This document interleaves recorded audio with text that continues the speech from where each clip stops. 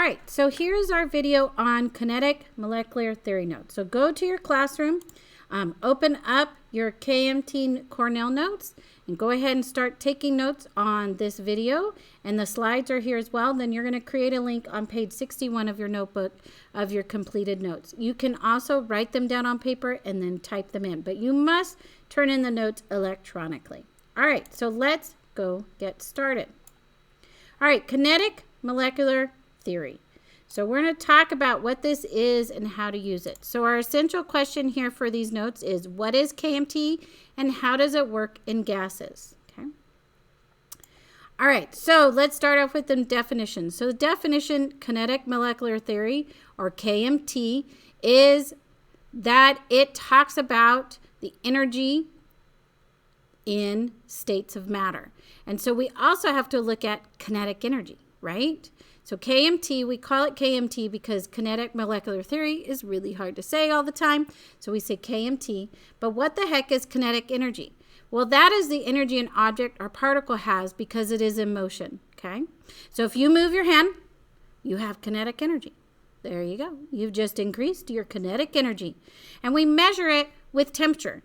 So a high kinetic energy equals a high temperature, and a low kinetic energy is a low temperature. And we use the temperature Kelvin, which we talked about in Unit 1. That is what we use in chemistry, and actually that Kelvins actually measures how much kinetic energy is in a substance. Okay, so there's a couple what we call postulates, which are just a couple rules that we follow with KMT. The first one is that all matter is made of particles. Everything is made of particles.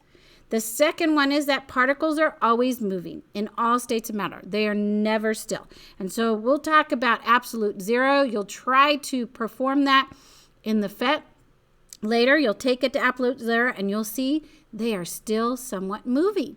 And that's because we're rounding it to absolute zero. That absolute zero is a theory and we've never actually had it happen. So particles are moving in all states of matter. So in solids, liquids, and gases, they are always still moving. Even in a solid, you remember it vibrates. And here's the things we learned about solid, liquid, and gas, just a little review. Solids are rigid. They have a fixed shape and a fixed volume. They cannot be squashed. Liquids, not rigid, no fixed shape, and a fixed volume. They also cannot be squashed because if you squash them enough, then they just squirt out everywhere. And then gases, they are not rigid, no fixed shape, and no fixed volume. They can be squashed. They usually just go into a smaller and smaller volume until you displace them. But you can really squash a gas. All right, so let's focus on gases. It is assumed particles do not attract or repel each other. So it is assumed that this does not happen. We've never seen it happen. We don't think it happens in gases. Also, remember when we looked at gases, what did you notice compared to a solid and a liquid? What was the motion of gas particles? Was it fast, slow, or medium? So take a minute, think about it. What do you think?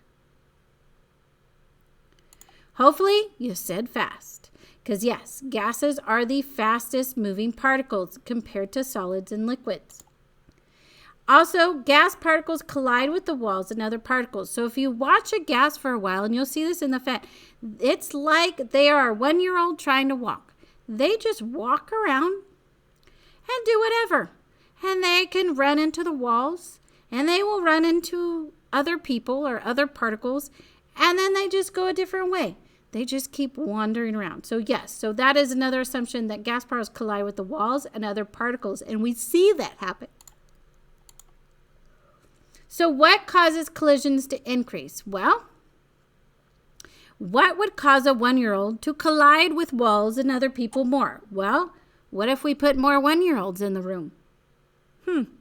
Yep, they would definitely hit more 1-year-olds and more people and more walls. So the number of particles actually increases those collisions. It also gives us more energy in there. As they hit each other, they actually gain energy from each other. And the other thing is we can increase that temperature. If we increase that temperature, we're increasing the kinetic energy. Okay, remember, increasing kinetic energy. So they're moving a whole lot faster. So if my 1-year-old is moving a whole lot faster, they're going to collide with more walls and other things in the room. So what causes them to decrease? Well, how about we decrease the number of particles and we decrease the temperature? Everything slows down. If we decrease the kinetic energy, we're going to slow those particles down and they're not going to collide as fast. And you'll see this happen in the FET. Okay. All right, we also have another kind of idea that we work with. It's called average kinetic energy, which is basically measured what the temperature measures. And it's the average of amount of kinetic energy per gas particle.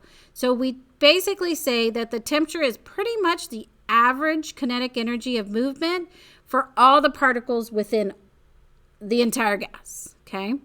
Because we're talking about thousands particles. So we just call that's the average kinetic energy. It's not of just one particle, okay? And also that kinetic energy is directly proportional to temperature. So it kind of looks like this. If temperature goes up, kinetic energy goes up. Remember that directly proportional? That means they're like twins. Remember the phases of matter FET when you guys did that. And think about this. How is the kinetic energy being affected as you look through the gas FET? Okay. All right. So that is the end of our notes for KMT. So go back and highlight any important information. You'll make connections note. Have you ever witnessed KMT happening? So think about that. Write a summary of the notes, 3 to 5 sentences, and then go ahead and submit your notes. And I'll see you for the FET. That is it.